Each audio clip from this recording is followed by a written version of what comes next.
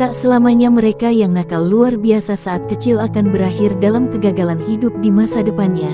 Namun justru terkadang bila datang sebuah kesempatan dan kepercayaan yang dilandasi dengan rasa sadar, maka siapapun mereka dengan masa lalu kelamnya akan dapat berubah menjadi sosok yang luar biasa yang siap menyongsong kesuksesan kehidupan barunya.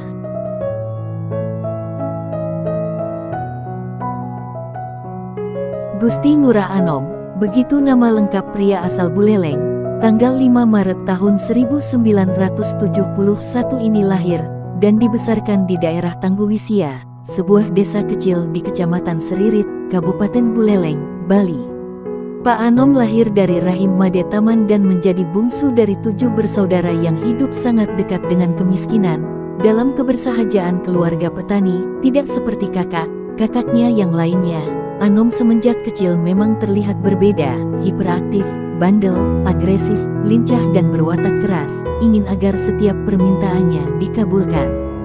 Sikap berani dan keras kepalanya semakin menonjol, bahkan pada saat bersekolah di SDN 1 Tangguwisia. Mengabaikan pelajaran di sekolah, tidak pernah belajar di rumah ataupun mengerjakan PR, melawan ajaran guru dan menjadi langganan mendapat hukuman di sekolah adalah hal biasa dalam keseharian Anom. Karena perilakunya ini, Anom kecil cenderung dianggap sebagai sumber kenakalan. Walaupun demikian, Anom selalu dapat naik kelas seperti teman-temannya yang lain, dan mampu menyelesaikan pendidikan dasarnya sehingga kemudian dapat melanjutkan sekolah di SMPN 1 Seririt.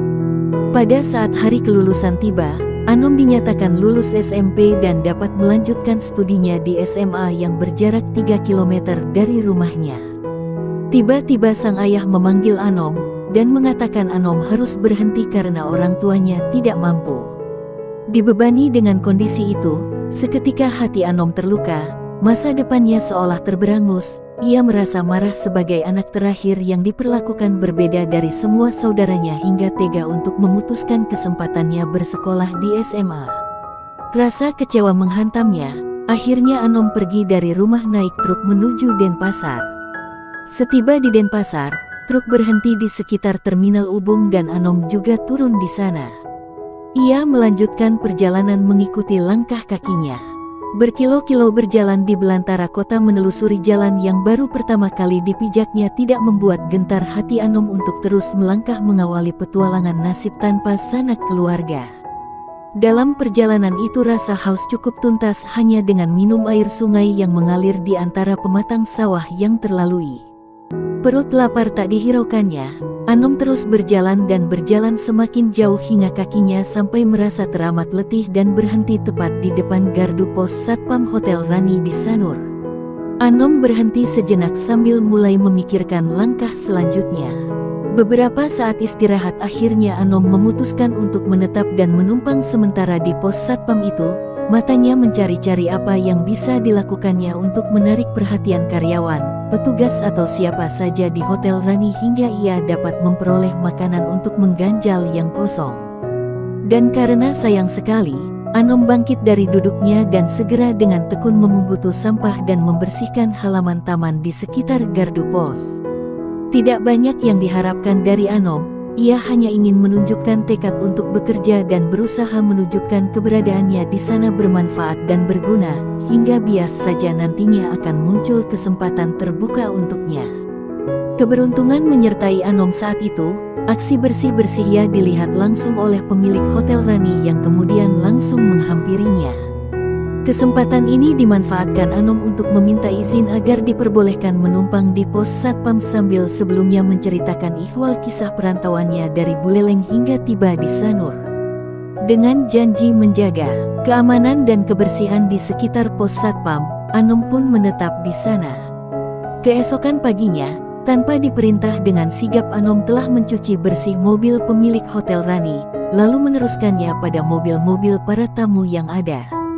Dan khusus untuk mobil para tamu hotel itu, Anom meminta ketidakseimbangan jasa cuci kepada pemilik mobil sebelum mereka berangkat bepergian dengan armada yang bersih. Dari kerja mencuci tersebut Anom mulai dapat mengumpulkan uang yang lumayan, paling sedikit Rp2.500 ada di kantongnya.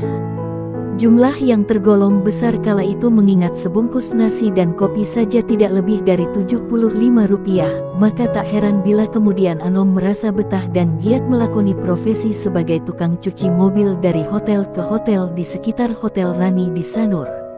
Hampir 2 tahun sudah kiprah mencuci kendaraan ini dijalani Anom, sampai kemudian ia harus rela untuk menghentikan pekerjaan menguntungkan itu hanya karena fisiknya tak mampu lagi bertahan dari serangan rematik akut akibat terlalu lama bergumul dengan air. Sakit dan menganggur, kemudian Anom memutuskan untuk tinggal menumpang di rumah pamannya, seorang pengusaha konveksi kecil-kecilan yang sempat beberapa kali ia singgah beberapa waktu sebelumnya semasa Anom masih tinggal di pos Satpam Hotel Rani. Mondar-mandirnya Anom ke konveksi pamannya kala itu disebabkan karena rupanya di sana bekerja seorang gadis asal Buleleng teman satu SMP Anom dahulu yang membuat ia jatuh cinta, bernama Ketut Matrining. Selama tinggal bersama pamannya, Anom turut membantu segala konveksi pekerjaan dengan ikhlas meski tanpa upah. Dapat tinggal dan makan serta berdekatan dengan Ketut Matrining, seorang tukang jahit di konveksi itu sudah membuat Anom bahagia. Namun meski begitu besar cinta Anom kepada Matrining, gadis ini selalu menolaknya. Ia kenal betul siapa Anom, anak yang nakal dan keras kepala sewaktu SMP, juga menjadi langganan mendapat hukuman di sekolah. Matrining tidak yakin bahwa Anom dapat berubah, apalagi terdengar kabar bahwa Anom adalah pemuda lontang-lantung tanpa masa depan. Geram direndahkan begitu, Anom kembali berkeyakinan menunjukkan bukti pada Matrining bahwa ia telah berubah dan mampu menjadi sesuatu sehingga pantas mendapatkan cintanya. Dengan semangat itu, Anom memberanikan diri datang menemui Pak Sidarta pemilik konveksi Sidarta yang kerap memberi pekerjaan jahitan di konveksi pamannya. Melihat kesungguhan pemuda yang ingin sekali bekerja, Pak Sidarta memberi kesempatan kepada Anom menjadi pegawainya dengan tugas pertama sebagai karyawan lapangan mengambil dan mengantarkan keperluan struktural. Selama mengabdi di konveksi Sidarta, Anom diterapkan dengan sangat baik, sehingga ia berusaha keras menunjukkan kerja sebaik-baik dan belajar banyak hal dari Pak Sidarta yang selalu memberikan petuah-petuah untuk memotivasinya. Berkat itulah wawasan Anom perlahan terbuka hingga melampaui kedewasaan pemuda seusianya. Berbekal kepribadian yang matang itu, Anom mengutarakan cintanya pada Ketut Matrining. Ia berjanji bahwa cintanya kelak akan terbuka sebuah masa depan yang pasti.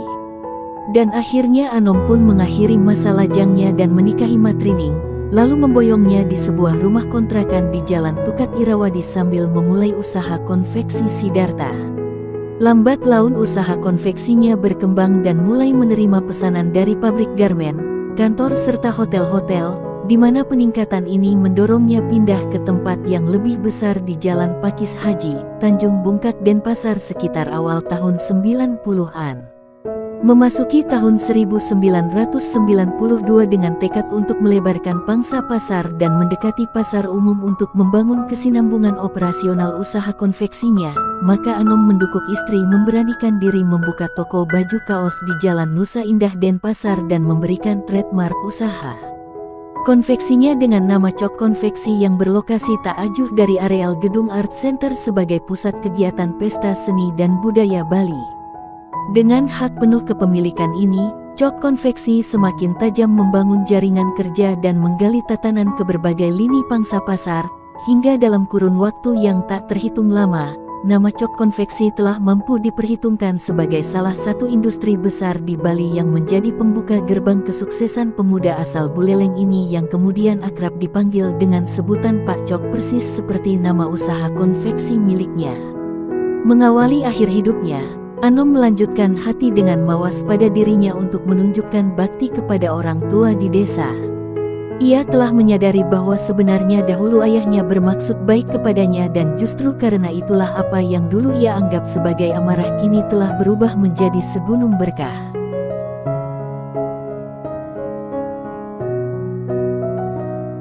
Sementara dalam bidang usaha, rupanya industri konveksinya semakin maju pesat dari tahun ke tahun.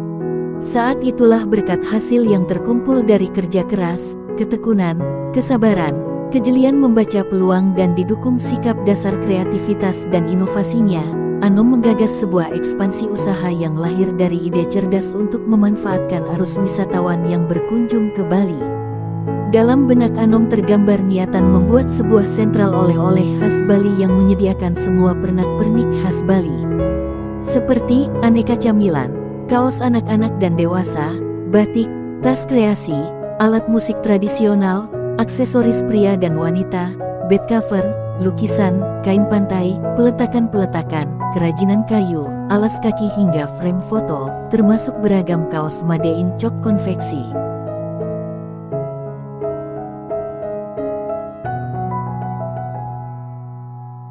Ide itu pun kemudian berhasil terrealisasi dengan dibukanya sebuah pusat oleh-oleh Bali yang bernama Krishna Oleh-oleh Khas Bali pada tanggal 16 Mei tahun 2007 di Jalan Nusa Indah nomor 77 Denpasar, Bali. Dari sanalah lalu dipikirkan oleh Anom untuk mulai merintis produksi baju kaos sendiri sebagai cenderamata khas Bali bergambar karikatur didesain unik secara khusus melibatkan para desainer terkemuka. Dan benar saja, tetap seperti prediksinya, segmen oleh-oleh khususnya berupa baju kaos khas Bali yang dibuat konveksinya meledak diminati pasar. Melihat banyaknya antusiasme wisatawan yang datang berkunjung dan membeli baju khas karikatur Bali ini membuat Krishna Oleh Khas Bali sukses besar dengan penjualan melebihi target yang ditentukan. Selain itu beragam oleh-oleh khas Bali lainnya yang tersedia lengkap juga tidak kalah menyedot minat para pengunjung.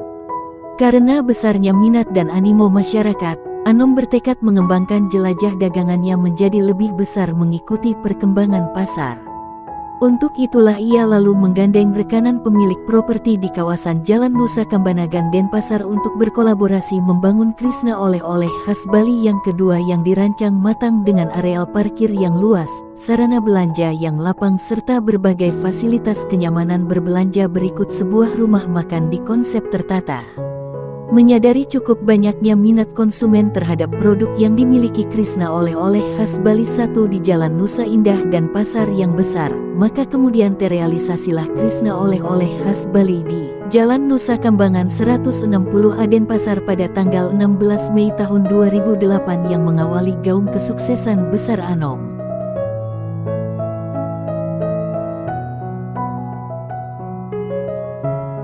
Dalam waktu yang relatif singkat, nama Krishna Oleh-oleh Khas Bali cepat populer. Jaringan kerjasama yang dibangun Anom dengan praktisi pariwisata dan komponen pendukungnya seperti Biro Perjalanan, Himpunan Pramuwisata Indonesia, HPI, dan juga para pengemudi jasa angkutan wisata, taksi dan sebagainya dirasa sebagai inspirasi jitu semakin mentenarkan nama Krishna Oleh-oleh Khas Bali sebagai pusat belanja oleh-oleh khas Bali dengan harga murah berkualitas yang tidak pernah sepi dari serbuan pengunjung.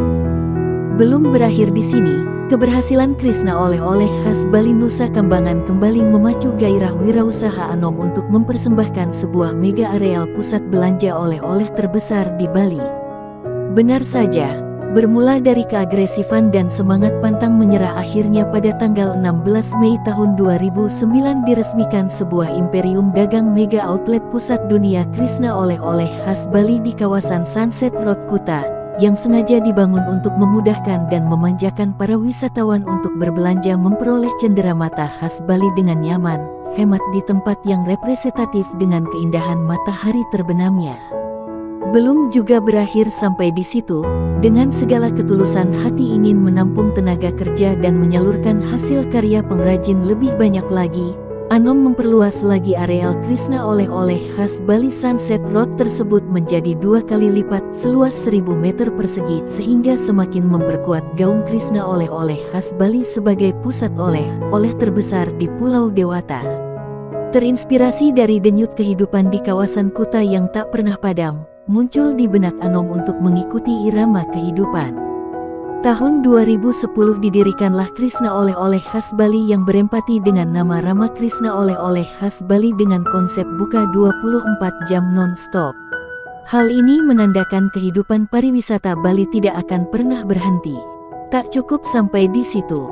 Hingga kini di tahun 2025 Krishna Oleh-oleh telah berkembang semakin besar, dengan dibangunnya sebuah outlet megah yang terletak di Jalan Bypass Ngurah Rai, yang begitu sangat besar dan tak pernah sepi pengunjung, menggambarkan dengan begitu jelas sebagaimana besarnya kejayaan holding Krishna Oleh-oleh.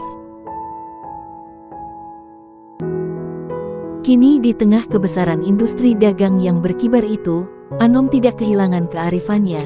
Ia semakin banyak terlibat dalam kegiatan sosial dan berada di balik banyak bantuan bagi mereka yang kurang mampu, panti asuhan dan berbagai kegiatan kemasyarakatan. Ia ingin membagi nikmat yang telah dititipkan Tuhan kepadanya, menebarkan keseimbangan hidup dengan kebaikan yang tulus sebagai wujud syukur kepada Sang Pencipta yang telah menggariskan perjalanan hidupnya dengan mengubah amarah menjadi limpahan berkah.